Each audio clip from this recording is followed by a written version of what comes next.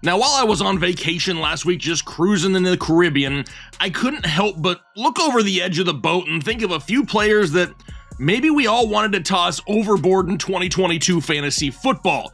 But do we throw them a life preserver in 2023 and bring them back? I got 5 guys that we're talking about right now. But first, I have a couple giveaways that I need to announce. We have 2 of them. A signed Jalen Hurts jersey that's inscribed Fly Eagles Fly, and then our Super Bowl giveaway, the $500 pristine auction credit. I gotta announce those winners. They've been randomly selected for the Jalen Hurts jersey. Congratulations to Christy House, as I would love to win that Jalen Hurts jersey. I've been watching you guys all year long, love the content, and thank you for the opportunity to win the jersey. That's what I'm talking about. And then what about the $500 pristine auction credit for the Super Bowl? Samuel Knowlton, I think I pronounced that right. Samuel says, this is epic with some got chub emojis. Congratulations, Samuel. I've already reached out to both of you on your comments, so make sure you respond here pretty quick. But now we're talking about those 5 players that we wanted to kind of throw overboard last year. Let's start it off with the quarterback position. And let's talk about Justin Herbert. Because even though the season's over, you better believe I'm still feeling pretty fancy. He finished as a quarterback 1, a top 12 quarterback on the week in fantasy football. He did that 10 times. That's great. If the season was only 10 games long, but it's not. The bigger issue here were the other 7 games of the season in which he failed to even finish inside the top 18. Very boom or bust. Had 9 games in which he failed to throw for multiple touchdowns, had 3 games with a goose egg. And for the month of December, only 2 passing touchdowns down the stretch to get into the fantasy playoffs. A lot of people not too happy. Like I said, super boomer bust in 2022. A disappointment for where he was drafted. People wanted him overboard.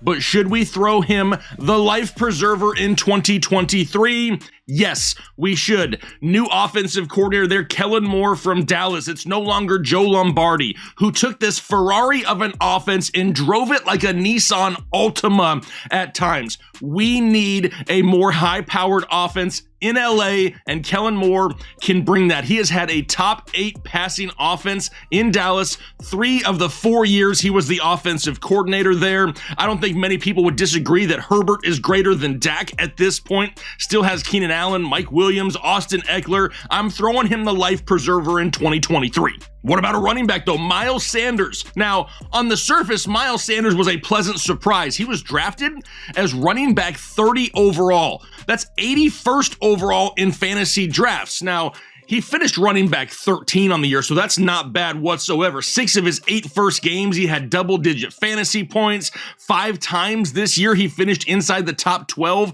at the position, including a number 1 overall finish and a number 2 overall finish in weeks 12 and 14. We got sucked in to that big game potential, and once again, the Philadelphia Eagles couldn't commit to Miles Sanders all year long because he went on to score a total, I'm talking about combined 16 fantasy points over the last 4 games of the season. A lot of people toss dude overboard. Do we throw him a life preserver? More than likely not. We'll call the Coast Guard, right? We'll call and let them know. But we're not bringing him back on the boat right now. He is a free agent, so really we don't know where he's going to be playing in 2023. But what I can say is this: more than likely, he doesn't go to a better situation on a better team with a bigger role. Miles Sanders had 279 touches last season. I don't know where he's going to go and get more than that. I love Miles Sanders. I've been a Miles Sanders truther for a long time, but right now, I'm not throwing him the life preserver. Which will then take us to the wide receiver position. What about Mike Evans? Wide receiver 7 overall in fantasy football drafts, 24th overall, a 2nd round pick for a lot of people. And 2 times in 2022, Mike Evans finished as the number 1 overall wide receiver on the week. We know what the ceiling was going to be. We know what he's like in an offense with Tom Brady.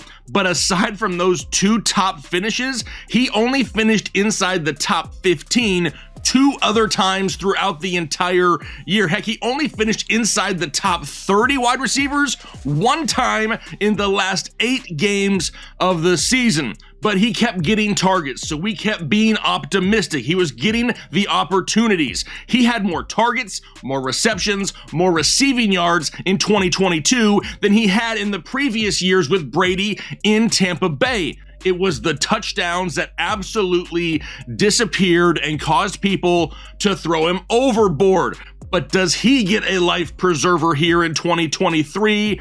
Right now, doubtful. I mean, who is going to be the quarterback in Tampa Bay? Brady is gone. He's retired part due. Do they go to somebody like a free agent? Do they bring in a Derek Carr, which I would actually kind of like here for Tampa Bay? Do they stick with like a Blaine Gabbert or a Kyle Trask or a lower tier quarterback? If they do, I'm out. I'm not risking it that early in drafts. If they bring in somebody like Derek Carr, I'm gonna probably kick the tires once again on Mike Evans because you're probably gonna get him at a discount because of his production last year. What about another wide receiver, Gabe Davis? Gabriel Davis of the Buffalo Bills was drafted as wide receiver 27, 65th overall. The hype was through the roof for a lot of people because of the way that he ended the 2021 season. But this dude right here is one of the leading causes of not only gray hair, but male pattern baldness for those of you that play fantasy football.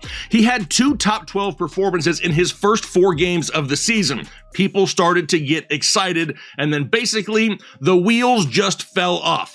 He only had 1 more top 12 finish and failed to crack the top 32 overall wide receivers in a week, the final 7 games that he played of the season. Now, he scored 15 plus fantasy points in 3 of his first 5 games. But he only did that 1 time the rest of the season. It was very front-loaded for Gabe Davis. He had a career year, though, in a lot of areas. A career high in targets with 93. He went from 63 to 93. A career high in receptions, where he went from 35 to 48. 48 receptions on 93 targets. That is disgusting. What about touchdowns? He tied a career high with 7 touchdowns as well, but by mid-season, people had had enough and they had thrown him overboard. Does he get a life preserver in 2023?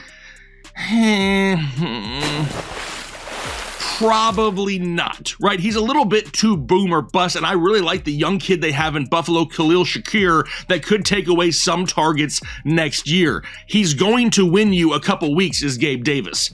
He's also probably going to lose you a couple weeks because trying to figure out which weeks he's going to pop off is more difficult than advanced nuclear physics, and I'm not that smart of a guy to figure it out. If he's super cheap on draft day, if he falls late in drafts, sure, I'll stash him on my bench, but is he somebody that I'm probably overly targeting?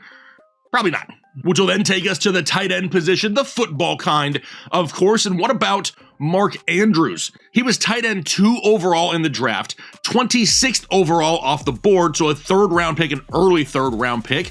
And there's no doubt that Mark Andrews is a top tight end option in the NFL. But the Baltimore Ravens passing offense was not even better than probably some youth flag football teams this past year. Lamar Jackson, he missed 5 games, but the second half of the season was worse than a lot of people expected. He had 4 top 3 finishes in the first 6 games of the year. People were pretty happy with Mark Andrews. Then had 7 games in the mid to late season where he failed to finish inside the top 10 tight ends on the week. It doesn't take a whole lot, right? We talk about tight ends all the time, right? And you don't have to do a whole lot to finish inside the top 10. More times than not, 4 receptions for 45 yards, probably going to get you somewhere in the neighborhood in the NFL these days. And plus, it's really hard to sit somebody like a Mark Andrews. He didn't have double digits in a game from week 7 through 16, but a lot of people still threw him overboard.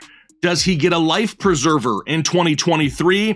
I think you kind of have to, right? I mean, there's really only like 5 solid tight ends in the NFL. Does Lamar Jackson come back? Is he franchised? Is he getting a fat bag from the Ravens? I mean, you have to think that they don't just let him walk. I mean, we know when he's in the lineup, he's looking the way of Mark Andrews. And if that's the case, all systems are go once again. Plus, we should have a new offensive coordinator in Baltimore as well, and that can't hurt either. But there you have it, 5 guys that a lot of people wanted to throw overboard that maybe we threw some life preservers to in 2023. Who are you throwing the life preservers to? Put it down below in the comment section. I look forward to talking to you guys to find out what you think about some of the guys you wanted Overboard.